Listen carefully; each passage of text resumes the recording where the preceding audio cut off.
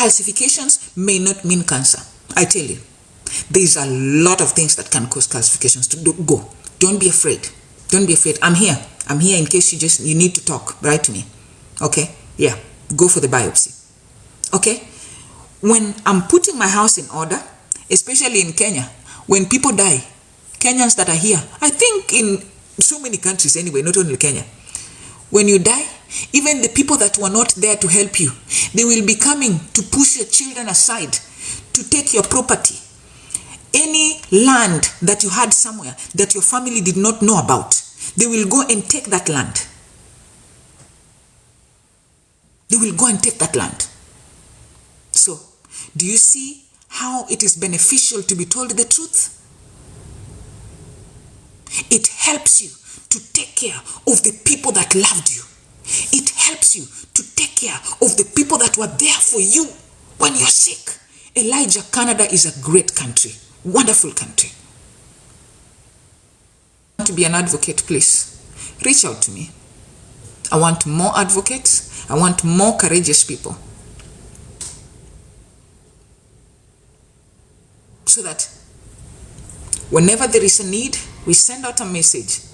If there's anybody that is available, they let us know they are available, and we will facilitate their movement to go with the patient to the hospital and demand answers. And most of the time, those patients are terminal patients who are at end of life. I may not help because I work more with oncologists. So as long as it is you've been diagnosed with cancer, I want to tell you that it is okay to be nervous. It is human to be nervous. It is human nature. I will not lie to you that I'm never nervous. I am always nervous. I normally reach out to people who give a few time of their work. They give back to the society because counseling is very expensive. Therapy is very expensive. Some people cannot afford it, so once in a while I get trained therapists that are willing to give back to the community. And if you're one of them, or if you know anybody that would like to give back, reach out to me. I have a database we're creating a database of counselors, of dietitians, of professionals that are willing to give back a few minutes of their week, to cancer patients. And I will really appreciate it. That's the kind of help I need. That's the kind of help. I need advocates that can go in and defend patients. I need dietitians and nutritionists that are willing to share about healthy nutrition, out of their schedule, giving back to the society. I need more oncologists that are willing to spare a few minutes of their time per week. So those professionals. And for my non-profit, I didn't mention, I have two non-profits. I have an organization in the US and in Kenya that feed cancer patients. So I do feed cancer patients. I cook to feed cancer patients and poor cancer patients on chemotherapy.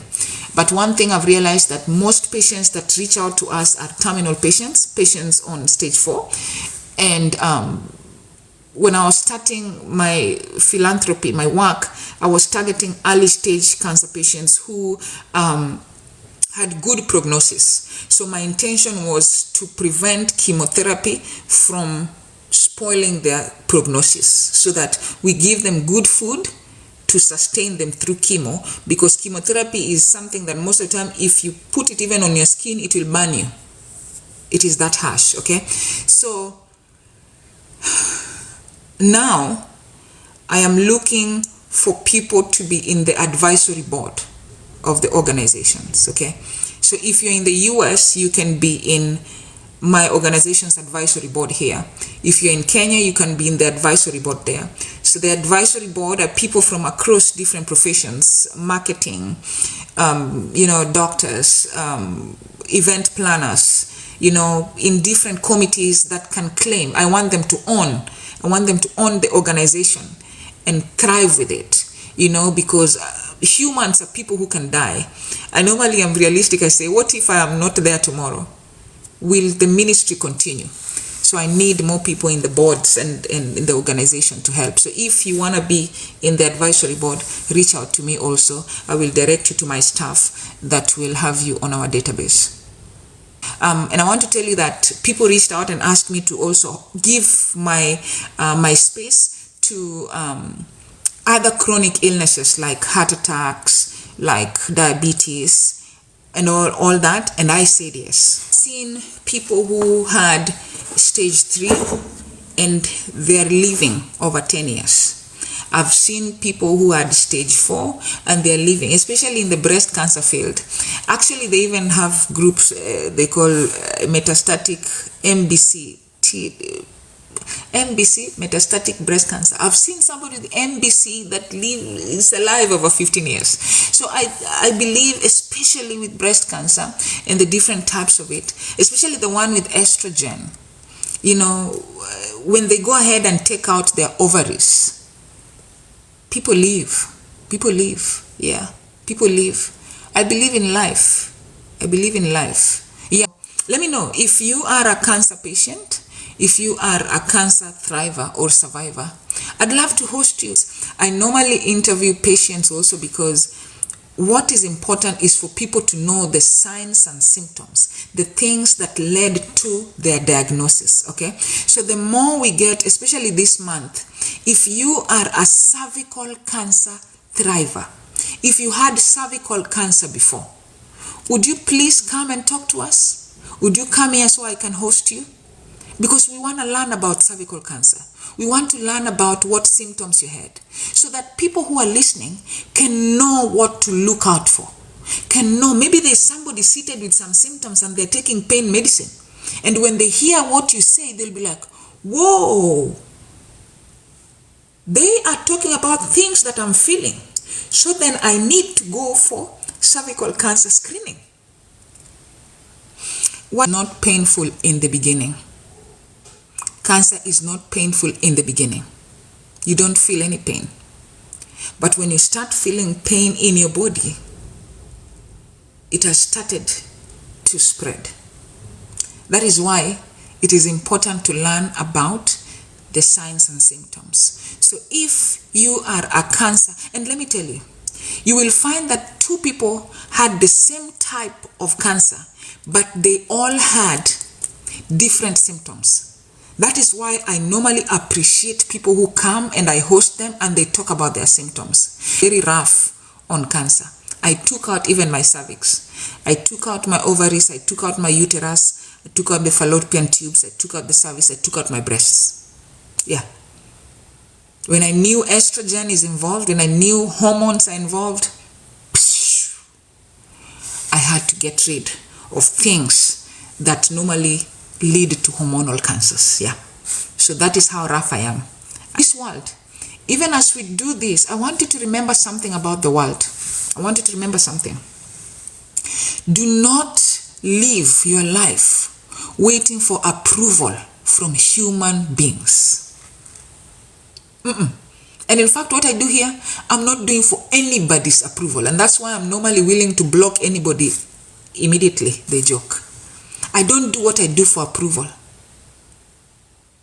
If you live your life for the approval of man, you will die the saddest human. You will die the saddest human. Do what you love doing. Do what you love doing. Guess what? When I started doing this, I used to cook and come live and chat. There's a woman who reached out to me from Germany. I have good friends in Germany. There's a woman who reached out and she called me. Do you know what she told me? She told me to take care of my kids. You need to take care of yourself. You really don't need, according to her, I was doing too much for humanity because I feed patients. I cook and I feed patients and I create awareness. So she felt that I was doing too much for people. And she actually quoted the Bible to me. She told me, the Bible says, love your neighbor as you love yourself. So I did not question her, but it concerned me. According to her, I was not loving myself. And according to her, I was giving too much to people. Guys, when you come here to listen to what I talk about, just come here to pick the knowledge and information and take the knowledge. Don't get into my personal life. Don't get into what I'm saying and how I live my life. Because when I talk and when I do, God blesses me. God blesses me so much.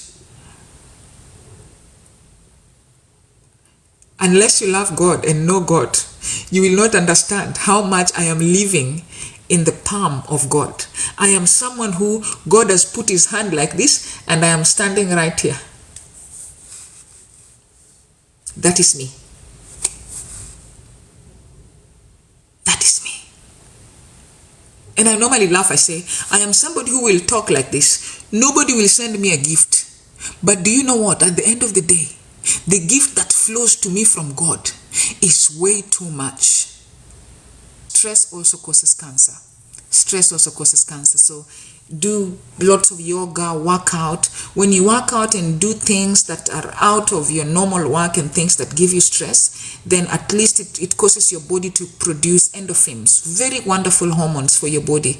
And those hormones bring happiness. Endorphins are happiness hormones. So try to avoid stress by all means possible. Take care. Bye.